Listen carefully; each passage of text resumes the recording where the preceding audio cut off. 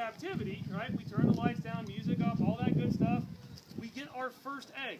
And we're like, oh my gosh, guys, congratulations! What is that? Right? We took the egg from them. They laid that second egg, and we were like, what is that? We took that guy from them. Right? They lay a third egg, well, we took that one too. Taking all the eggs from the birds that we could so that we could take care of them, that we could become surrogate condor parents, right? Get their numbers up as fast as we could. We then break up couples, get them a new mate, right? Start the process all over again a couple months down the line. Very quickly getting way more condor eggs than there were condor parents, who normally had 2 parents per 1 egg. Now, the fate of this bird is literally in human hands in the late 1980s. We've gotten a whole bunch of eggs very, very quickly. Now we have to hatch and raise these birds to be not humans, but California condors, right? To mimic the birds that they should be taking care of them, that they should grow up identifying with. So we take these eggs, we hatch them. We get the closest thing to a cute baby California condor that we're ever going to get. Right, here's our aw moment. Right? Aw, right? It's like it's kind of oscillatory. You can't not do it. Right, so we get our little baby California condors hatching out of that tiny little egg. Right? Yeah, they're still not that cute. I had to, right, well, we get, like I said, we get our baby condor, and we raise it. Now, condors, unfortunately, kind of latched on to us.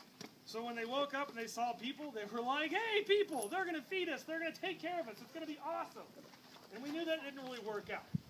So we switched methods, and we became condors. I know. I've seen this on TV. Yeah, exactly. Yeah. For those folks that followed the condors back in the 80s, I remember seeing this as a kid growing up, as we became the condor parents. Right? Thankfully, they're kept by themselves, right, without other condor brothers and sisters. Condors like nest caves and overhangs and cliffs where it's dark, right? So we keep them dark, we hide ourselves, and we become mom and dad. We bring them food, we raise them, we prune them, we interact with them, and 6 months later, they grow up to think that they're ugly puppets. Okay? But we reintroduce them to other condors, and they're like, yeah, it's close enough. Right? I'm pretty sure that's what fed me. Well,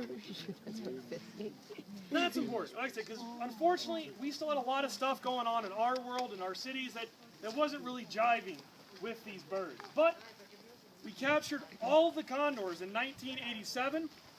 5 short years later, 1992, they started re-releasing condors back out into back out in their old homes, back outside of San Diego, back up in the northern part, kind of all along the central part of California. Now, at this point, everything that's been happening, the recovery program, the breeding program, the reintroduction, everything has been in California.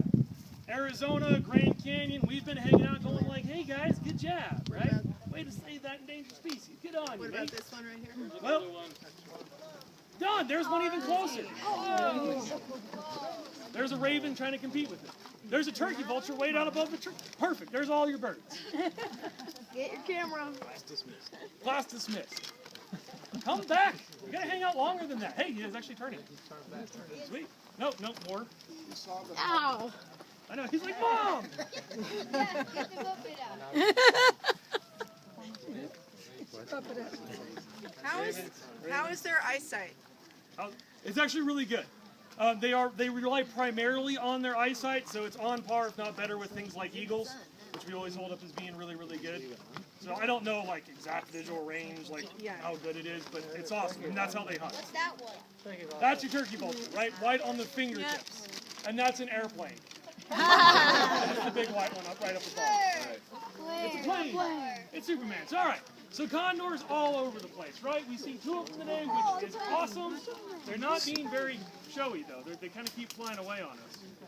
But, again, when you look at these birds to kind of try to wrap everything together and all the yakety-yak and everything, right? Oh, hey, still kind of visible. Turn back. Right? When you guys see that bird, that is a bird that lived during the last ice age, 10 to 20,000 years ago. It was once found across North America. We showed up with guns and ammunitions and toxins, and we drove that bird to the brink. We got it down to 22 individual birds. But we've learned from our mistakes, and we've done a lot better by that bird. Because we took those 22 birds, we captured them, we raised them, we got those eggs, and we now have over 400 California condors. Wow. Still not a lot. Still not a lot, but we're getting there. So they The still. introduction was successful? I would say it's Like definitely not over with. We're Do still they doing still do it? Absolutely. That's my question. We have 75 birds. We joined the recovery team and program back in 1996. We released 5 condors up in Vermilion Cliffs. From those guys, from subsequent releases, we now have a population of about 75 condors in the Grand Canyon. Most of them live here, but then travel other places. So we've actually, over the last few years, have had a couple pairs moving up towards like Zion and Bryce and hanging out up there for the summer. So we're becoming one of these spots for the birds to kind of expand and to grow again. So when you guys see a California condor, that's a bird that we drove to the brink of extinction. But it's one that we're also helping to bring back. That's what a California condor is. It's not just a big bird. It's not a raven. Right? It's a big bird.